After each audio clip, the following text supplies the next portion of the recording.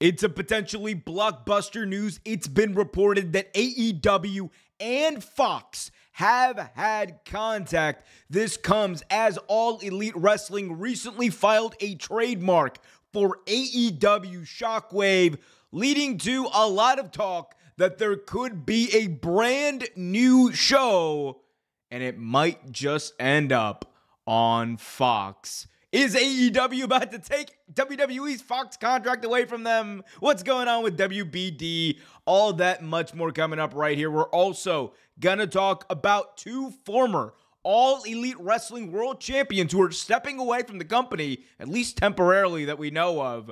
All that much more coming up in this video. Be sure to smash that like button, subscribe, and hit that notification bell so you get notified whenever a new video is released. All right.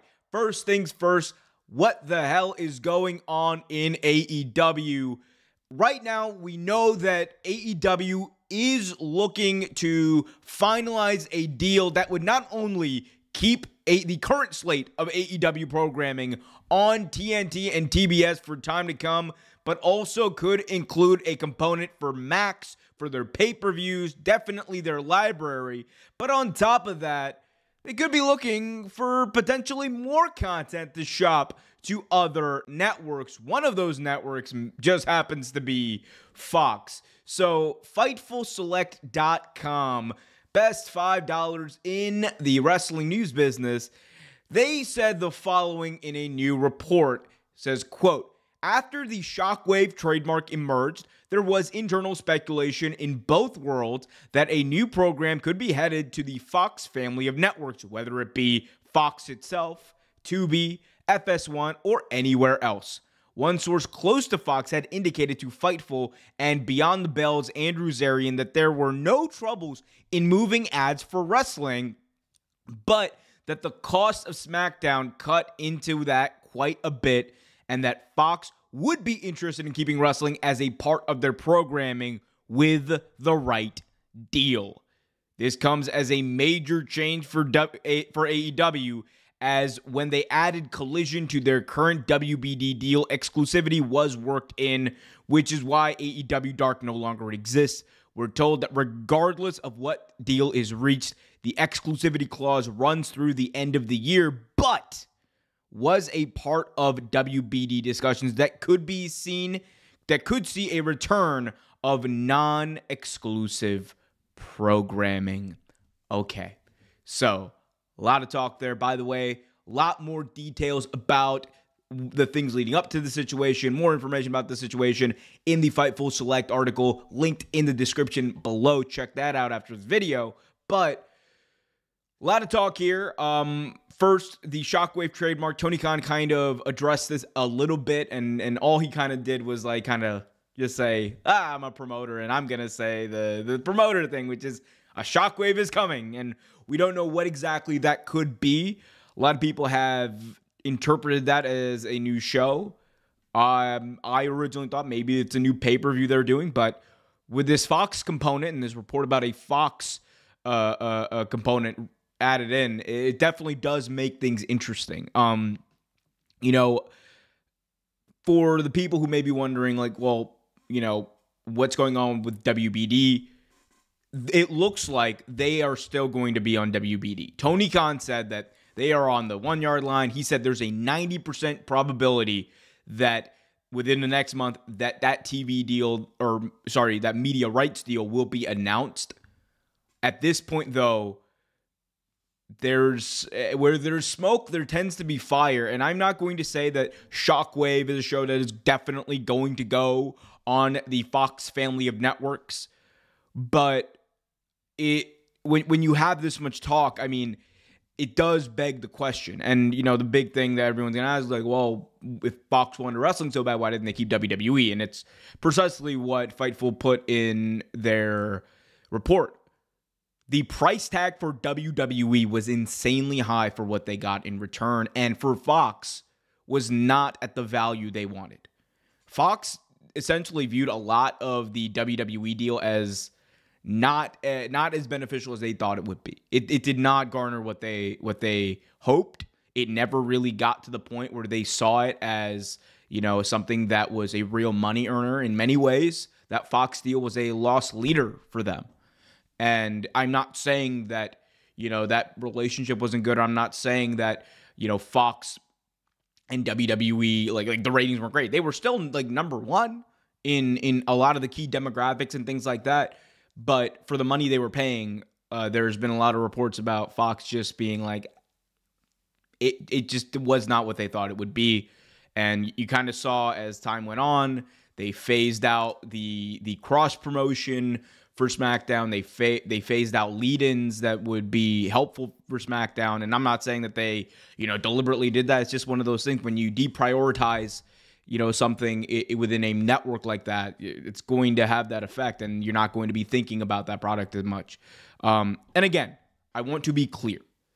That is based off of reports we've heard that have come out in a lot of different media outlets. So that's a separate issue.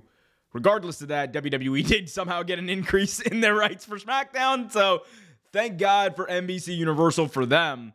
Fox obviously was just not a high-profile bidder in that, or a high-value bidder, I should say, in that market. They did not want to pay a penny more than what they were already paying for SmackDown. In fact, I would argue they probably wanted less, considering the sentiments that have been out there about that. But this Shockwave thing it has the potential to be insane, because when you look at AEW, right, they have done very well on TBS TNT and on the broader Warner family. They've done very well. But the potential to go on Fox, and this part I'm just going to talk about Fox, FS1, Tubi are different in this. The potential for Fox would be big. That is exposure to way more eyeballs than you get on TBS and TNT. That is exposure to the network television space, which AEW has yet to have. And that is with a leader, I would argue the industry leader in network television with Fox. And there's no one that does better than Fox. If they were somehow to even get like an hour of AEW TV time in prime time on Fox, that would be an insane thing for AEW. I'm not saying that's likely based on what we've seen. These are early indications, but that in itself, if that ever did happen, you combine that with the eyeballs they're getting on TBS and TNT for a company that is 5 years old. That is an insane feat. And it is good for wrestling, because that means that you have multiple wrestling companies with multiple different streaming platforms or channels that they're on. That's a good thing. Now, when you factor in Tubi and FS1, I think FS1 is probably a more likely landing spot for a potential new show. If, again, Warner does not have exclusivity for all AEW programming, that would be big too, because again, you are getting a reach. Or you're getting added to a new line of shows. You're getting added to a new network that will give some eyeballs, nowhere near the same stratosphere as if you were on network television, by a little bit more. And I should know FS1 is in less households, but the audiences obviously for FS1 and TBS TNT are different. So you would be exposed to new people in all reality. A lot of different components here. The Tubi aspect is a whole different thing. It would be interesting to see how they do on Tubi. That is like a streaming thing, but I don't think this does not in any way, I don't think, impact their WBD deal. I think WBD is going to be where the bread and butter is, but this Shockwave trademark has got a lot of people talking, obviously, and it's an interesting time to be a wrestling fan. We'll see what happens with AEW on Fox, if that ever does actually become a thing. You know damn well the internet's going to react in a very, very, very interesting way. I want to hear from you guys, though. How do you guys react to this potential news? Let me know in the comments. As we move on to our next topic, let's talk about some AEW stars that are stepping away. Former AEW World Champions MJF and Swerve Strickland seem to be taking time off, this according to Wrestling Observer's Dave Meltzer, who said that Swerve was set to take time off after All Out, and that MJF is running an injury angle that is set to have him take some time off as well. Both men, very critical pieces to AEW TV over the last couple of months. MJF literally just returned from an extended absence on TV, about 6 months of an extended absence on TV just this past May. Swerve, of course, for the last couple of months have been doing an insane run as the AEW World Champion, really cementing himself as one of the top stars in the entire industry of professional wrestling.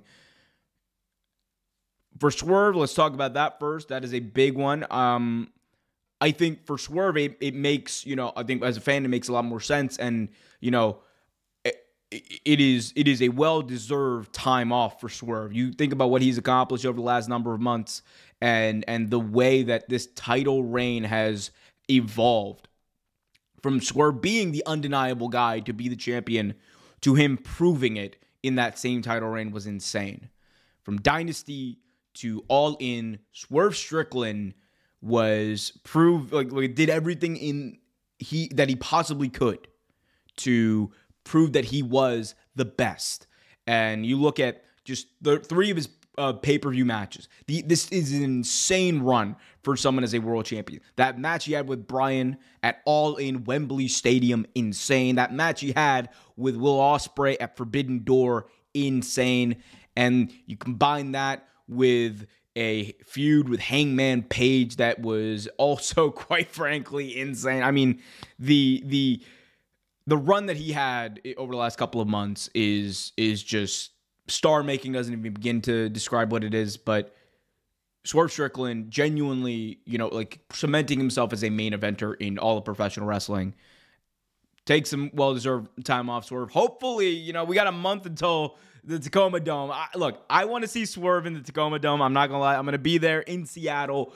In Tacoma, Washington, in the Tacoma Dome for AEW Wrestle Dream, which Tacoma is obviously Swerve's house, his hometown. I could see him coming back for that show. I think that's probably it for him. MJF, we have less of a timeline on, or a potential timeline on. He seems to be stepping away. They ran this injury angle with him getting dropped on his head by Daniel Garcia. And he's obviously still selling the Tiger Driver that he took from Will Ospreay at All In.